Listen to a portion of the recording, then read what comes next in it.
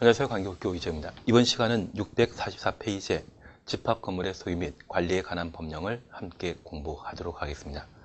여기 집합건물법은 우리 시험에 객관식으로 문제 하나가 출제됩니다.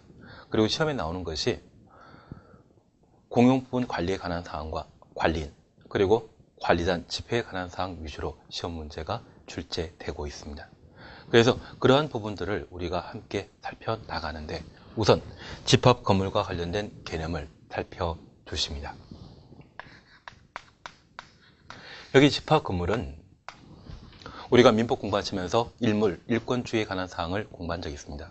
그런데 아파트나 오피스텔 같은 경우에는 건물 전체에 대한 소유권이 하나가 아니라 여럿 존재합니다. 그래서 각 세대마다 소유권이 존재하는 것을 구분 소유권이라 하고 일물, 일권주의에 대한 예외로 인정하게 됩니다. 그리고 그 구분 소유권이 적용되는 건축물을 집합 건축물이라 표현하게 되는데 이러한 구분 소유권은 집합 건축물의 전유 부분에 적용되게 되고 이 전유 부분에 거주하는 많은 입주자 등이 함께 이용하는 부분이 있다고 하면 공용 부분이라 표현합니다. 그래서 집합 건물은 전유 부분과 공용 부분으로 건물을 구분하게 되는데 전유 부분에 대해 구분 소유권을 적용하고 둘 이상의 구분 소유자가 함께 공유하는 주차장, 계단, 복도 등의 부분이 있다고 하면 이를 공용 부분이라 표현합니다. 그리고 이러한 집합 건축물은 대지에 존재하는데 이 대지와 관련되어서는 대지 사용권을 구분 소유자가 가지게 됩니다. 그래서 우리가 주종 관계에 관한 이야기를 들어본 적 있다면 전유 부분은 존물이고 전유 부분은 주물이고 공용 부분과 대지 사용권에 대해서는 종물이라 표현합니다. 종물은 주물의 처분에 따르도록 되어 있고 독자적인 처분 대상이 아니다. 그런 것들을 공부한 적이 있죠. 그래서 집합 건물에 있어서는 전유 부분만 거래 목적, 등기 대상이 되는 것으로 이해하시고 공용 부분과 대지 사용권에 대해서는 종물에 해당되는 것으로 바뀌어 놓습니다. 그러면 645페이지에는 집합 건물의 구분 소유 등에 관한 사안들을 각각 서술하게 되는데 우리 몇 개 살펴보실 게 있습니다. 1. 구분 소유 관계 그냥 지나가시고요. 구분 소유자의 권리, 의무에 관한 사안들을 각각 볼 수 있습니다. 양가 1번의 구분 소유자 행위 제한에 대해서는 그냥 한번 살펴놓습니다. 그리고 646페이지에 3번 건물의 설치, 보존상의 흠 추정 찾았습니다. 줄만 쳐놓습니다. 전유분에 속하는 한 동의 건물의 설치, 보존의 흠으로 다른 자에게 손해 입힌 경우에 그 흠은 공용분에 존재하는 것으로 추정한다. 그래서 첫 번째 우리 살펴보실 것은 집합 건물의 설치, 보존의 흠, 하자입니다. 이런 하자에 대해서는 보존의 하자에 대해서는 공용 부분에 발생한 것으로 추정한다. 그러면 이렇게 잠깐 구분해 놓습니다. 집합 건물의 설치 보존의 흠으로 타인에게 피해를 끼쳤다고 하면, 손해를 끼쳤다고 하면 그 손해에 대해서는 손해배상 책임이 발생하게 되는데 이러한 손해배상 책임을 부담하는 자가 누구인지 그걸 표현하게 됩니다. 이러한 경우 공용 부분에 존재하는 것으로 추정한다. 그러면 이 공용 부분은 둘 이상의 구분 소유자 전원의 공유에 해당되기 때문에 집합 건물의 모든 구분 소유자가 집합 건물의 설치 보존의 흠으로 타인에게 피해 끼쳤다고 하면 그 피해에 대한 배상 책임을 부담하게 됩니다. 그럴 때 공용 부분에 존재하는 것 추정한다. 공용 부분에 존재하는 것 추정하게 되면 구분 소유자 전원이 이에 대한 손해배상을 하도록 되어 있습니다. 그러면 이렇게 잠깐 살펴보시는데 현재 집합 건물이 존재하고 이 집합 건물에는 하수나 오수를 배출하기 위한 하수관 등의 시설을 두게 됩니다. 그런데 이 집합 건물이 현재 100세대로 구성되어 있는데 100세대 중에 한 세대가 오염된 물질을 하수관을 통해 흘려보내 주변 강물을 오염시켰다고 하면 집합 건물의 보전과 관련된 하자로 타인에게 피해를 끼친 겁니다. 그러면 그런 강을 오염시켰다고 하면 오염된 강 원상 회복시킬 필요 있죠. 그에 대한 책임을 따지게 되었을 때 특정 집합 건물로부터 그러한 오수, 폐수가 흘러나오는 것이 파악되었다고 하면 그 원인 제공한 자를 찾아내기 전에 신속한 손해배상 필요하지 않습니까? 그래서 신속하게 손해배상 도모하고자 이러한 하자에 대해서는 공용 부분에 존재하는 것으로 추정하여 저 공용 부분은 구분 소유자 전원의 공유에 해당되기 때문에 해당 집합 건물의 모든 구분 소유자가 손해배상에 참여하도록 공용 부분에 존재하는 것으로 추정하게 됩니다. 다만 일단 손해배상 했다가 그 원인 제공하는 자가 추후 발견되게 된다고 하면 그 자에게 책임지울 필요 있죠. 그래서 우리 본다란 말을 추정한다란 말과 간주한다, 의제한다 이런 말로 각각 구분하게 됩니다. 특히 우리가 민법 공부하면서 실종 통고에 관한 사항으로 특정한 사고로 장기간 연락 조정 상태에서 실종 선고 받은 이후에는 사망한 것으로 간주하고 실종 선고 전의 경우는 사망한 것으로 추정했습니다. 간주 사항에 대해서는 법원의 재판 결과에 따라 이를 번복할 수 있지만 추정 사항에 대해서는 단순한 반증 사실만 있다고 하면 기존 관계를 뒤집을 수 있죠. 그래서 원인 제공한 자에게 책임 적극적으로 적용시키기 위해 공용 부분에 존재하는 것으로 추정하게 됩니다. 그래서 집합 건물에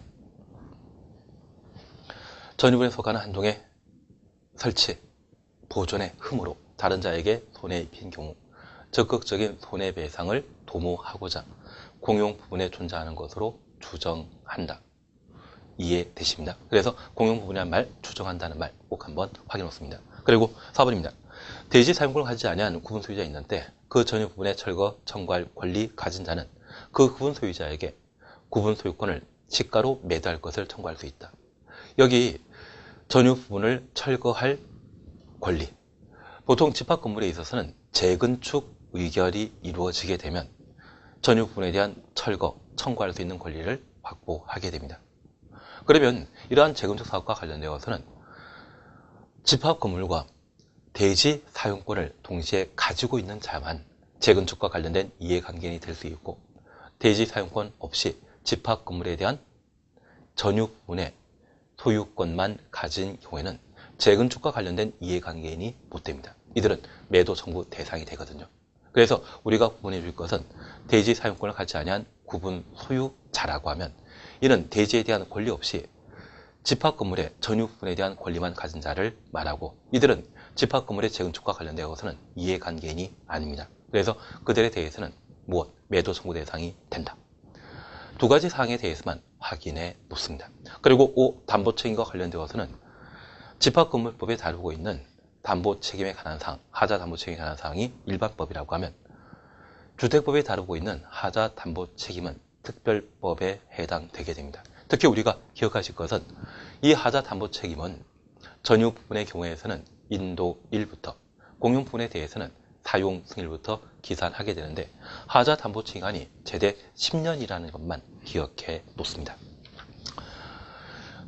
648페이지에 제3절 집합 건물의 공용 부분을 함께 살펴봅니다.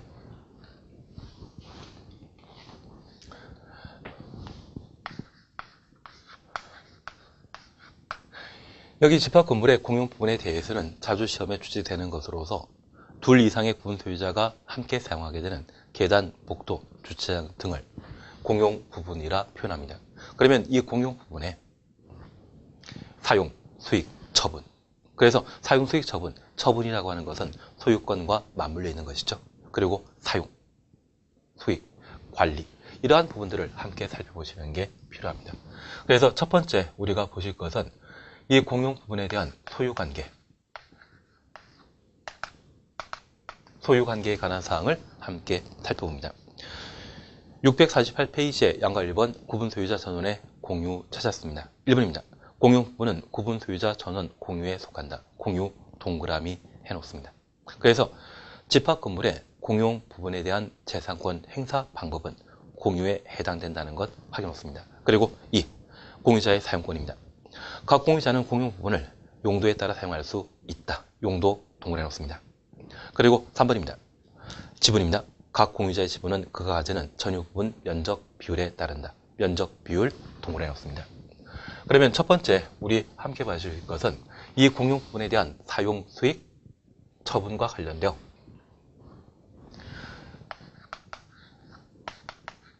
재산권 행사 형태와 관련되어서는 공유 관계라는 것 기억하시고, 이 공유 관계에 있어서는 각각의 둘 이상의 구분 소유자의 지분이 존재하는데, 그러한 지분은 전유 부분의 면적에 비례하여 각 공유자의 지분이 인정되게 됩니다. 그리고 그 사용 수익에 대해 용도대로 사용하도록 되어 있습니다. 그러면 우리가 잠깐 이해하실 것은 현재 집합 건물이 있는데, 이 집합 건물에는 한 분은 90평에 거주하고 제가 10평에 거주하고 있습니다. 그러면 이 공용분에 해당되는 주차장이 존재한다고 하면 그 주차장이 딱 10평이었을 때 90평에 거주하는 분은 9평이 지분이고 저는 1평만 지분을 가지고 있습니다. 그런데 이런 공용부분 사용을 지분대로 사용한다, 또는 전유 부분의 면적에 비례해 사용한다 라고 하면 틀립니다. 용도대로 사용하도록 되어 있는데, 만약 제가 이 주차장이나 또는 계단, 복도 등을 이용하게 되었을 때 제 지분이 얼마 없는데 지분대로 사용하게 된다면 저는 항상 까치발 들고 살금살금 걸어 다녀야 될 겁니다. 좀 애처로워 보이지 않습니까? 그래서 이러한 공용 부분의 사용에 있어서는 지분과 관계없이 용도대로, 계단, 복도라고 하면 당당히 이용하게 되고요, 주차장이라면 제 지분이 얼마 없다 할지라도 당당하게 차 한 대 주차시킬 수 있다는 이야기죠. 그래서 이 공용부분 사용에 대해서는 용도대로 사용한다, 구분되십니다. 그리고 이러한 공용부분 관리에 관한 사항들을 함께 살펴보는데, 이 관리에 대한 원칙에 관한 사항과 예외에 관한 사항을 함께 살펴놓습니다. 우선 649페이지에 3번 공용부분 관리에 관한 사항입니다. 동그라미 1번입니다. 공용부분 관리에 관한 사항은 공용부분 변경의 경우를 제외하고 통상집회결의로 결정한다. 통상집회결의 동그라미였습니다. 다만 보존 행위는 각 공유자가 할 수 있다. 그러면 이 공용부분 관리에 대해서는 통상집회결의로 결정하게 되는데, 이 통상집회라고 하는 것은 구분 소유자 과반 찬성으로 결정하는 것을 통상결의라 표현합니다. 반면 예외적으로 이 공용 부분을 변경하거나 또는 공용 부분에 대한 보존 행위에 있어서는 예외를 인정하는데, 이 공용 변경에 대해서는 4분의 3 이상의 특별 결의를 필요로 하고 보존 행위에 대해서는 각자가 할 수 있습니다. 사실 공용 관리에 관해 통상 집회 결의로 결정하게 되면 관리단 집회를 개최해야 되는데, 회의 소집 일주일 전에, 7일 전에 공고하고 회의 소집하도록 되어 있습니다. 그리고 그렇게 참여한 구분 소유자 과반 찬성으로 뭔가 결정하게 되는데, 이 보존 행위에 대해서는 그렇게 할 수 없습니다. 사실 집합 건물에 있어서는 각 층마다 휴게실이라는 것을 갖춰 놓게 되는데, 그 휴게실에 갖춰져 있는 비품을 누가 훔쳐 간다고 하면 이걸 방지하기 위한 조치를 관리단 집회에서 결정하게 되었을 때 일주일 사이에 뭔가 다 훔쳐가 버리거든요. 그래서 이러한 보존 행위에 대해서는 도난 행위를 보신 분이 바로 관리단 집회와 관계없이 차단해야 되겠죠. 그래서 이 보존 행위에 대해서는 구분 소유자 각자 하도록 되어 있습니다. 그리고 공용 변경에 대해서는 예외 인정하고 있는데, 이 공용 변경은 이렇게 잠깐 이해하시면 됩니다. 가끔 우리가 오피스텔이나 상가를 보게 되면 가운데 복도를 두고 양쪽에 전유 부분, 매장을 분양하는 경우가 있습니다. 그러면 이 양쪽 끝에 전유 부분을 분양받은 분은 이 부분의 복도는 자기만 사용한다 해서 이 복도를 전유 부분으로 바꾸려고 지도할 수 있죠.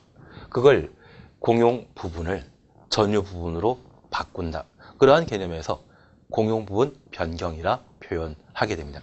이러한 공용 변경에 대해서는 관리단 집회 통상 결의에 따르는 것이 아니라 예외 인정하고 있는데, 그 예외권으로 4분의 3 이상의 특별 결의를 필요로 하게 됩니다. 그래서 649페이지에 5번 공용 부분 변경에 관한 사항들을 우리가 볼 수 있습니다. 동그라미 1번입니다. 공용 부분 변경에 관한 사항은 관리자는 집회에서 구분 소유자 4분의 3, 의결권 4분의 3 이상의 결의로 결정한다. 다만 다음에 해당되는 경우는 통상 집회 결의로 결정할 수 있다. 통상 집회 결의 동그라미 놓습니다. 1번 공용 부분 개량을 위한 것으로 지나치게 많은 비용이 드는 것이 아닐 것. 2번입니다. 휴양 콘도미니엄의 공용 부분 변경에 관한 사항. 그러면 잠깐 구분해 주실 것이 있습니다. 여기 공용 부분 변경과 관련되어 복도 등을 전유 부분으로 바꾸고자 하면 통상 집회 결의로 결정하는 것 아니죠. 구분 소유자 4분의 3, 의결권 4분의 3 이상의 결정 필요할 것. 그래서 4분의 3, 4분의 3 두 번 반복된다는 것 기억하시는데 여기 집합 건물과 관련되어 만약 구분 소유자가 10명 존재하고 그 10명 중에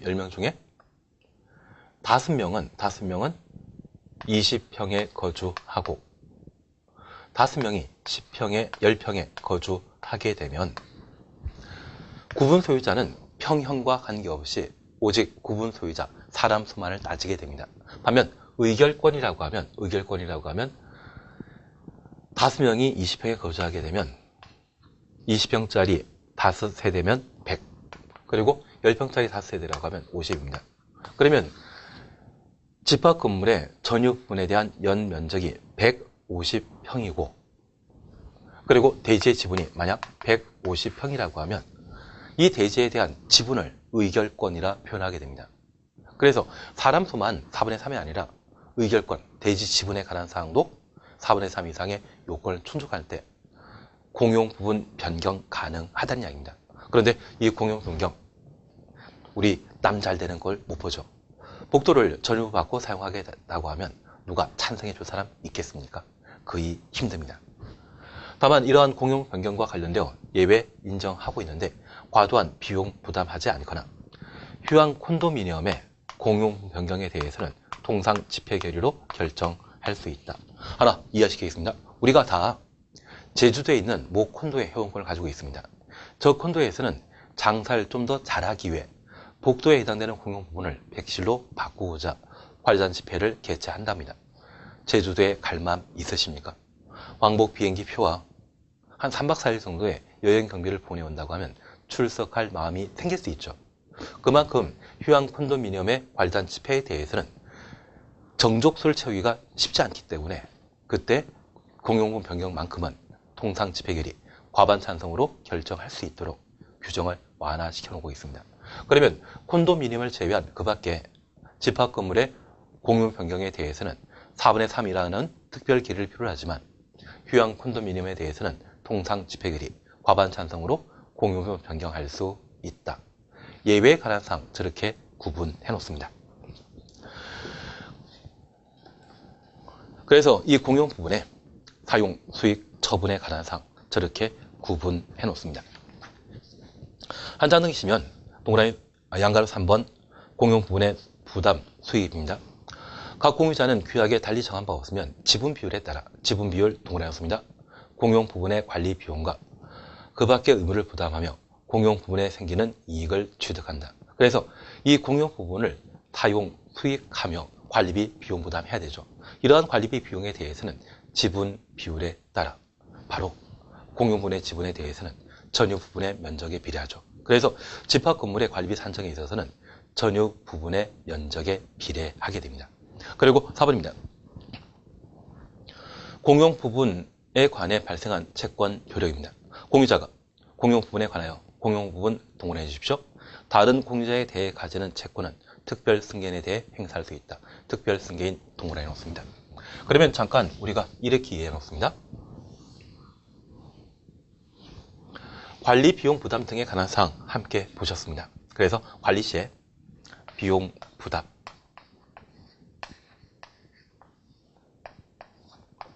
관리비는 전유 부분의 면적에 비례하도록 되어 있습니다. 그래서 공용 부분의 관리비는 전유 부분의 면적에 비례한다. 공용 부분 지분에 따른다. 기억나십니다. 그런데 우리 이렇게 잠깐 이해해 놓습니다. A라고 하는 현재 구분 소유자 존재하는데 이분이 관리비 등을 연체하게 되었습니다.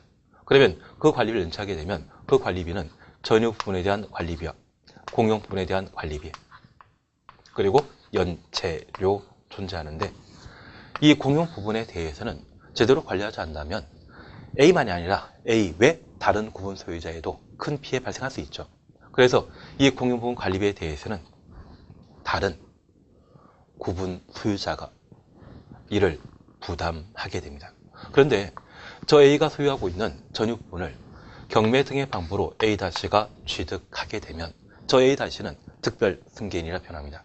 우리가 민법 공부하시면서 상속, 합병에 의한 소유권 이전 등이 발생하면 이때는 포괄 승계라 표현하지만 매매, 경매 등의 방법으로 소유권이 이전되었다면 특별 승계이죠. 그러면 A 제외한 다른 구분 소유자가 공용 부분 관리에 대한 비용을 부담했다고 하면 그 소유권이 A-로 변경되었을 때 다른 구분 소유자는 A에게 공용 부분에 대한 관리비 청구할 수 있는, 지급을 청구할 수 있는 청구를 가집니다. 그러한 청구권을 A-에게 행사할 수 있다는 이야기입니다. 그러면 저 A-는 A가 과거에 연체했던 관리비 중에 이 공용 부분에 대해서는 그대로 승계하지만 전유 부분과 연체료에 대해서는 승계 안 한다는 이야기죠. 그러면 이런 법률 관계에 대해 알고 있으신 A-가 있다고 하면 우리는 A가 연체했던 관리비 중에 공용 부분에 대해서만 청구해야 됩니다. 대신 저 A-가 법을 잘 모르는, 법 없이도 살 수 있는 아주 훌륭한 분이라고 하면 이분에게 이 세 개 비용 전부 청구해 보는 거죠. 그리고 이분이 내주시면 감사할 뿐이고요. 만약 이런 세 부분을 청구하게 되었을 때 이분이 집합건물법을 아셔서 공용 부분에 대한 관리비만 비용 부담하겠다고 하면 잘못 청구했다, 실수했다 그렇게 한번 이야기하시면 되죠. 사실 이런 부분들이 만약 연체되게 된다고 하면 그 부분은 종전 구분 소유자인 A에게 일정한 소송 절차를 통해 비용 부담을 청구하게 되는데 제대로 받지 못한다고 하면 결손 처리하는 경우가 발생할 수 있습니다. 그래서 이분이 승계하는 것은 원칙으로 공용 부분이지만 전유 부분과 연체 요금 단번 다 청구해 봤다가 아시는 분이라고 하면 실수했다 이야기하시는 게 방법이죠. 그게 아니면 저 연체했던 관리비 받기가 만만치 않을 겁니다. 그러면 우리 일단 집합건물법상 기억해 주실 것은 특별승계인은 종전 구분 소유자의 무엇? 공용 부분에 대한 채무, 그 채무에 대해서는 부담하지만 전유 부분과 연체료에 대해서는 부담하는 것 아니죠. 그래서 4번 공유자가 공용 부분에 관하여 공용 부분 동원해 놓습니다. 다른 공유자의 가지는 채권은 그 특별승계인에 대해 행사할 수 있다. 4번 확인해 놓습니다. 제4절 대지에 관한 사항이 있는데요. 이 대지와 관련되어서는 종물에 해당된다는 것 기억하시고 독자적 거래 대상 아니죠. 그리고 이 대지 공유자의 분할 청구 금지 651페이지입니다. 대지 위에 구분 소유권 목적인 건물이 속하는 한동의 건물이 있는 때 그 대지의 공유자는 건물 사용에 필요한 범위의 대지에 대해 분할 청구하지 못한다. 그래서 대지 분할 청구 없다라는 것 확인만 해놓습니다. 한 장 넘기십니다. 652페이지에 관리단과 관리인에 관한 사안들을 각각 서술하게 됩니다. 사실 17회 시험 때는 관리인 선임에 관한 사항을 시험에 다룬 바 있고요. 18회 시험 때는 관리단 집회에 관한 사항을 시험에 낸 적이 있습니다. 그러면 올해 시험은 아마 공용 부분, 이 공용 부분 쪽에서 시험 문제가 나오게 될 겁니다. 그러면 우선 관리인 그리고 관리단에 관한 사항을 함께 살펴봅니다. 여기 관리단은 우리가 알고 있는 주택법상의 입주자 대표 회의와 비슷한 성격을 가지고 있고 관리인은 관리 책임자, 관리사무장과 비슷한 기능을 가지고 있습니다. 조금 차이는 있지만 그렇게 조금 이해해 주십시오. 우선 652페이지에 관리단 당연 설립에 관한 사항을 보십니다. 건물에 대한 구분 소유 관계가 성립되게 되면 구분 소유자 전원을 구성하여 전원 동원해 놓습니다. 그 건물, 대지, 부속 시설의 관리에 관한 사업을 시행할 목적으로 관리단이 설립된다. 관리단 추천놓고 설립된다. 그래서 관리단 설립, 이걸 확인하셨습니다. 하나 이해하실 게 있습니다. 이 관리단은 구분 소유자 전원으로 구성된다는 것 기억하시고, 두 번째, 이 관리단 구성 형태는 설립된다. 그러면 잠깐 구분할 것이 있습니다. 만약 본문 표현 속에 설립하여야 한다, 설립할 수 있다, 이 말 쓰면 각각 틀립니다. 설립된다. 그러면 하나 이해하실 것은, 내가 집합 건물 공부하시면서 구분 소유 관계가 형성되는 오피스텔 또는 빌라라 불리는 다세택이라고 하면 집합 건물에 해당되는 것으로 관리단이 당연히 존재합니다. 그런데 이 관리단 만들었냐고 물어보면 그것 모른다고 하는 분이 계십니다. 사실 이 관리단은 누가 만들건 만들지 않건 법적으로 당연히 존재하는 기구로 파악하게 됩니다. 그래서 이 관리단은 설립할 수 있다, 틀리고요. 설립해야 한다, 틀립니다. 설립된다. 그래서 우리 교회 다니시는 분에게 하나님의 존재를 여쭤보게 되면 항상 눈에 보이건 눈에 안 보이건 관계없이 항상 존재한다, 그런 이야기 하시죠. 항상 존재하는 개념입니다. 그래서 이 관리단에 대해서는 하나님과 동격으로 이해해 주십시오. 그러한 표현 쓰게 되었을 때 지금처럼 설립된다, 설립해야 한다, 설립할 수 있다, 이런 말 아니죠. 설립된다, 이런 표현을 사용하였을 때 누가 만들건 만들지 않건 항상 존재하는 개념이 되는 겁니다. 그리고 두 번째입니다. 관리인 선임에 관한 사항을 함께 살펴봅니다. 여기 관리인 선임과 관련되어 구분 소유자가 10명 이상일 때 관리단 대표하고 관리단 사무를 집행할 관리인 선임하여야 한다. 10명 동그라미 선임하여야 한다. 강행 규정 반없습니다. 이 관리는 구분 소유자일 필요 없고 그 임기는 2년 범위에서 규약으로 정한다. 그러면 잠깐 우리가 구분해 주실 것이 있습니다. 여기 관리인은 원칙적으로 관리단의 사무 업무를 집행하는 자를 말하는데 이들은 임의적 선임 대상입니다. 다만 그 임의사항이 필수사항으로 바뀌는 요건, 구분 소유자가 몇 명, 10명 이상일 때 관리인 선임하여야 한다. 그리고 이 관리는 임기 규약의 별도 규정 없다고 하면 2년 이내로 정해 놓게 됩니다. 그러면 이러한 관리단, 관리인 존재를 각각 구분하시면서 관리단 항상 존재한다는 거 기억하시고, 관리는 구분 소유자 10명 이상일 때 선임하여야 하고 그 임기는 2년 한다. 그리고 이 관리인의 자격 요건과 관련되어 구분 소유자일 필요 없죠. 임차인 아니요, 상관없습니다. 그래서 이 관리인과 관련되어서는 원칙적으로 자격 제한이 없다라는 것 구분해 놓습니다. 그리고 이번 이 관리인의 선임 절차와 관련되어 이 관리인은 관리단 집회에서 선임, 해임하게 되는데 예외적으로 관리 규약에 정한 바 있다면 관리위원회 결의로 선임, 해임할 수 있습니다. 그래서 652페이지에 양가로 2번 선임 절차와 관련되어 원칙 관리단 집회에서 선임하거나 해임하지만 예외적으로 관리위원회에서 선임, 해임할 수 있다. 확인해 놓습니다.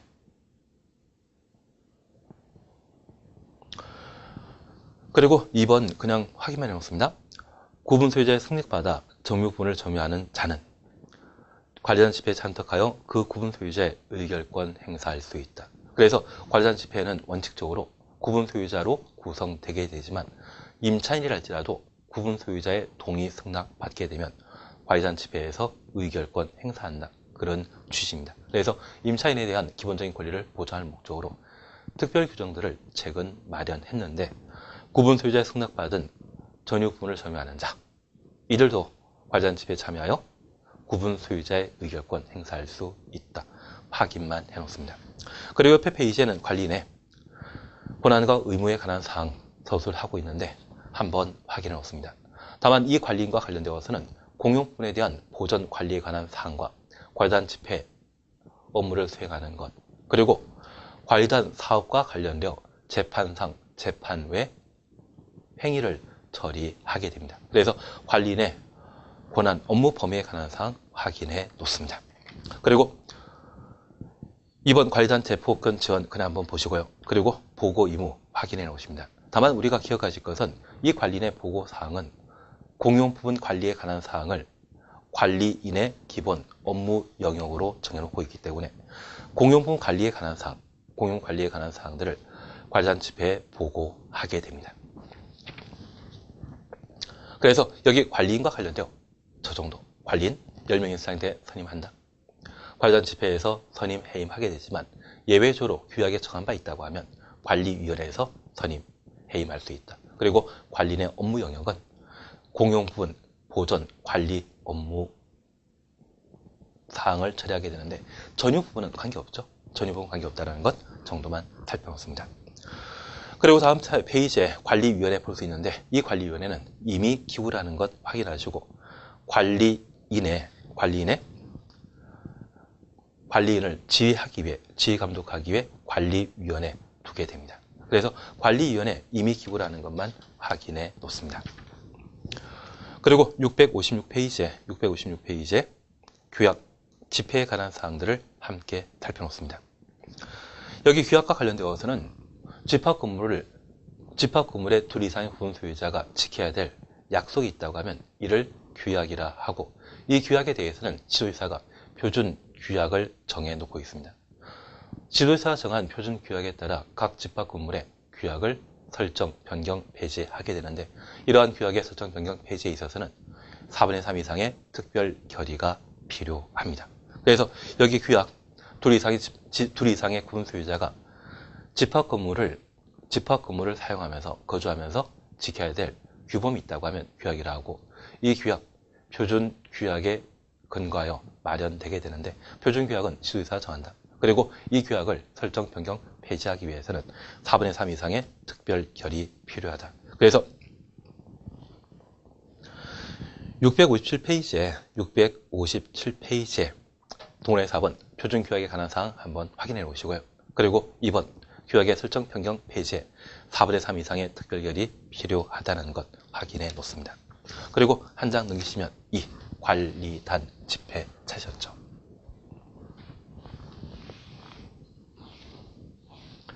여기 관리단 집회는 구분 소유자 전원으로 구성되는 것으로서 공용부분 관리 등에 관한 다양한 의사 결정하는 곳을 관리단 집회라 표현하게 됩니다. 현재 관리단 집회는 두 가지 형태로 구분하게 됩니다. 정기 관리단 집회와 임시 집회로 각각 구분하고 이러한 관리단 집회의 소집, 의사 결정증에 대한 절차 살펴주시고 의사 결정 방법 이러한 것들을 각각 살펴보시는 게 관리단 집회와 관련되어 우리 함께 보실 이야기입니다. 우선 658페이지에 이 관리단 집회 권한 확인되셨습니다. 그리고 이 구분입니다. 1. 정기관리단 집회. 관리는 매년 회계는 종료 후 3개월 이내 정기관리단 집회 소집해야 한다. 3개월 동일하습니다. 그리고 임시관리단 집회. 관리인이 필요하다 인정하는 때 관리단 집회에 소집할 수 있습니다. 특별히 구분 소유자 5분의 1 이상이 청구하게 되면 관리단 집회에 소집할 수 있는데 이러한 것들을 임시관리단 집회라 표현합니다. 그래서 현재 정기 집회는 1년에 딱 1회 정기관리단 집회를 소집하게 되는데 우리 국회 알죠? 여의도에 있는 국회 알죠? 그 국회에서는 임시국회와 정기국회를 각각 개회한다더라고요 특히 정기국회에 대해서는 9월 2주 차에 정기국회를 소집한다는데 여기 관리단 집회도 국회가 동격입니다. 정기국회 1년에 몇 번입니까? 한 번이죠. 그래서 정기관리단 집회에 대해서도 1년에 딱 한 번만 1회 이상이라는 말 쓰는 거 아닙니다. 딱 한 번만 개최하고 그 정기관리단 집회 회계연도 종료 후 3월 이내 정기관리단 집회를 소집하게 됩니다. 반면 임시관리단 집회는 관리인이 필요하다 인정하거나 구분 소유자 5분의 1 이상이 요청하게 되면 임시 집회를 소집하게 됩니다. 그래서 정기관리단 집회는 연 1회 소집한다는 것 확인했습니다. 그리고 3번입니다. 소집 통지와 관련되어 기억 찾으셨죠? 관리단 집회 소집하려면 관리단 집회일 일주일 전에 그 회의 목적 사항을 구체적으로 밝혀 각 구분 소유자에게 통지하여야 한다. 그래서 일주일 전에 통지하도록 되어 있습니다. 그러면 만약 3월 20일 날 관리단 집회를 소집하게 된다면 일주일 전 7 빼면 13 나오죠. 그리고 초일 불산입이라는 것 기억하신다고 하면 저 20일 빠져야 되기 때문에 12일까지는 관리단 집회 소집한다. 통지해야 되죠. 그래서 일주일 전이라는 것, 특히 기간과 관련되어 민법에서는 역산하는 것을 가끔 시험에 내더라고요. 한번 확인해 놓습니다. 그리고 4번 소집 절차의 생략에 관한 사항, 통지 장소, 회의 장소, 명시에 대해서는 그냥 한번 확인하시고요. 4번 소집 절차 생략과 관련되어 구분 소유자 전원 동의하면 소집 절차 거치지 않고 소집할 수 있다. 전원 동의라는 것 확인해 놓습니다. 그리고 4. 관리단 집회의 결의입니다. 여기 관리단 집회에서는 의사결정 방법으로 통상 집회 결의, 일반적인 의사결정 방법이 있습니다. 그리고 예외적으로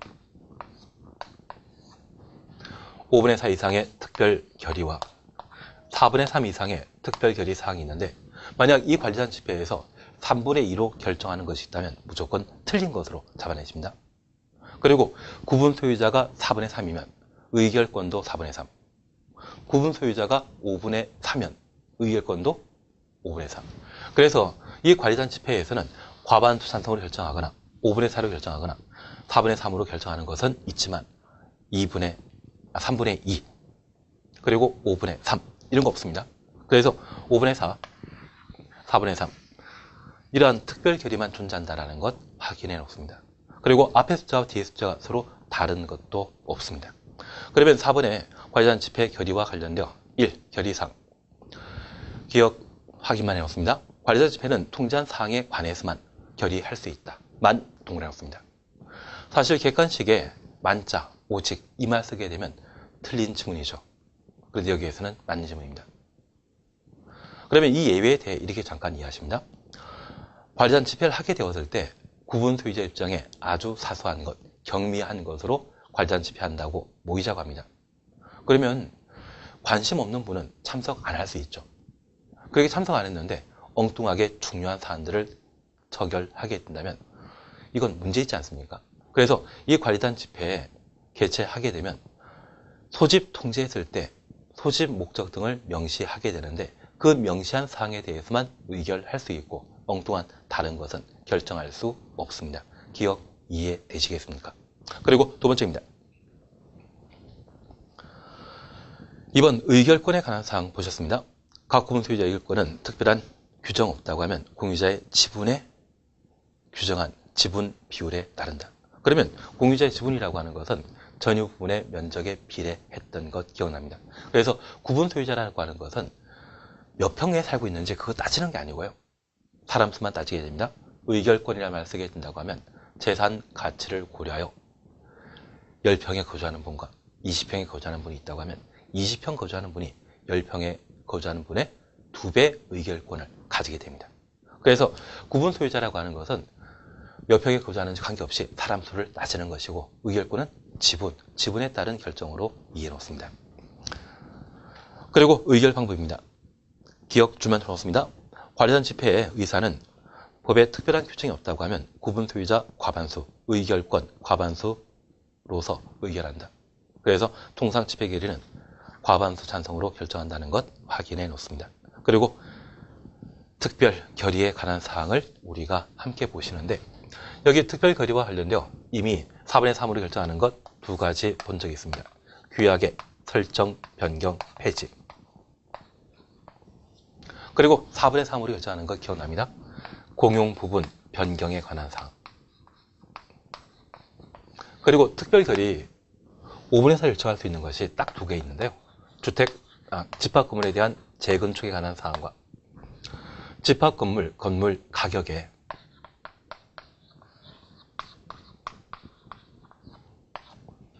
(2분의 1) 초과하는 멸실 부분의 복구.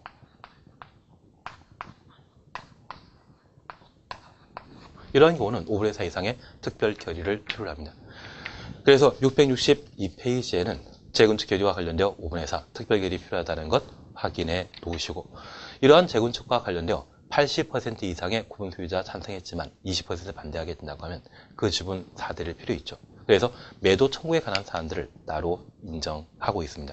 특별히 이 매도 청구와 관련되어 사전 협의 기간이 2달인데 663페이지에 동그라미 1번 재건축 청구 촉구와 관련되어 니은 2개월 이내 회답해야 한다. 사전 협의 기간 2개월이라는 것 확인만 해놓습니다. 그리고 두 번째 우리가 함께 봐주실 것이 있습니다. 바로 664페이지 보시게 되면 건물 일부 멸실된 부분에 대한 복구, 그리고 1번에는 건물 가격의 2분의 1 이하의 멸실, 각자가 복구하도록 되어 있습니다. 반면 건물 가격의 2분의 1 초과하는 부분에 멸실이 발생하게 되면 그때는 5분의 4 이상의 특별 결의 필요하는데 664페이지 2번 건물 가격의 2분의 1 초과 시에 멸실 부분의 복구 확인되시죠? 5분의 4 특별 결의 필요하다는 것 다시 한번 확인해 놓습니다. 그래서 우리 살펴보실 것은 관리단 집회 의사결정 방법 통상 집회 결의로 결정하지만 5분의 4 그리고 4분의 3의 특별 결의 있다는 것 기억하시고 3분의 2로 결정하는 것 없었습니다. 나머지 부분에 대해서는 크게 문제 삼을 건 없을 겁니다. 667페이지에 집합건물 분쟁조정위원회 있는데 얘는 시도 단위에 설치되어 있다는 것 확인만 해놓으시고 구성원 수가 10명 이내로 구성한다. 그 정도 한번 살펴보시고 669페이지에 분쟁조정과 관련되어 조정기간 줄만 쳐놓습니다. 신청받으면 60일 이내 조정 절차 마쳐야 된다. 669페이지에 3번 분쟁조정 조정기간 60일이죠.